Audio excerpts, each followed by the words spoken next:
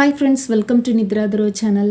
இனி ஹோட்டலுக்கே போகாமல் ஹோட்டல் ஸ்டைலில் சூப்பராக காலிஃப்ளவர் வச்சு இந்த மாதிரி ட்ரை பண்ணி பாருங்கள். டேஸ்ட் அட்டகாசமாக இருக்குங்க. இது போல் நிறைய ரெசிபிஸ் பார்க்குறதுக்கு நம்ம சேனலை சப்ஸ்கிரைப் பண்ணி வச்சுக்கோங்க. ஸ்டவ் ஆன் பண்ணிவிட்டு பாத்திரத்தில் தண்ணி ஊற்றி எடுத்துக்கலாங்க. தண்ணி நல்லா சூடானதும் அதோட 1/2 டீஸ்பூன் மஞ்சள் தூள், கொஞ்சமாக உப்பு சேர்த்துட்டு காலிஃப்ளவரை இந்த மாதிரி சின்ன சின்ன பீஸாக கட் பண்ணி எடுத்துக்கலாங்க. அதையும் சேர்த்துட்டு ஒரு 2 நிமிஷத்துக்கு மட்டும் இந்த தண்ணியிலையே கொதிக்க விட்டுக்கலாம். இந்த தண்ணி எல்லாத்தையுமே வடிச்சிட்டு காலிஃப்ளவரை மட்டும் தனியாக எடுத்துக்கலாங்க. அதோடவே 3 டேபிள் ஸ்பூன் கார்ன்ஃப்ளவர் சேர்த்துக்கலாம்.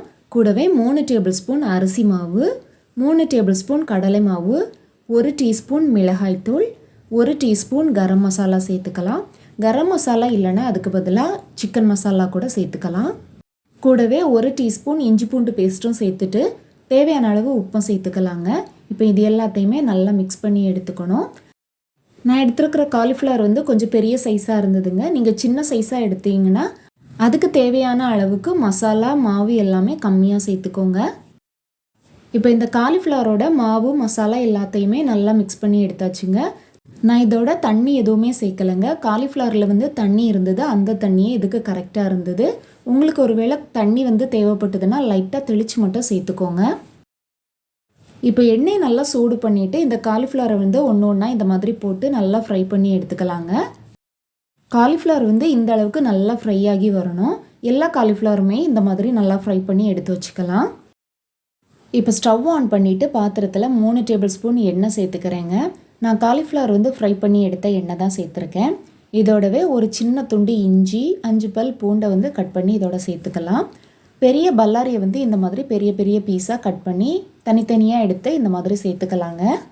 இதோடவே கேப்சிகம் இருந்தாலும் இந்த மாதிரி பெரிய பெரிய பீஸாக கட் பண்ணி சேர்த்துக்கோங்க. என்கிட்ட இல்லை, அதனால நான் சேர்க்கலை. பல்லாரியை சேர்த்ததும் 1 நிமிஷத்துக்கு மட்டும் வதக்கி எடுத்துக்கலாங்க.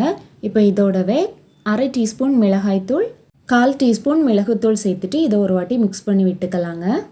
மசாலாவை சேர்த்து இதை மிக்ஸ் பண்ணி விட்டதும் இதோட 1/2 டேபிள் ஸ்பூன் அளவுக்கு டொமேட்டோ சாஸும் 1/2 டேபிள் ஸ்பூன் சோயா சாஸும் சேர்த்துக்கலாங்க.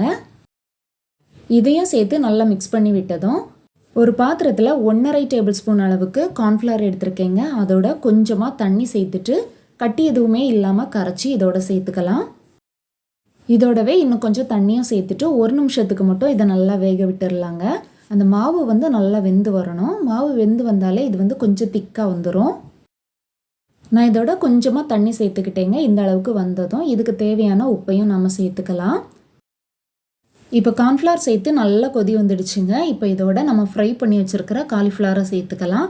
சேர்த்துட்டு ஒரு 2 நிமிஷத்துக்கு மட்டும் இதை நல்லா மிக்ஸ் பண்ணி எடுத்துக்கலாங்க.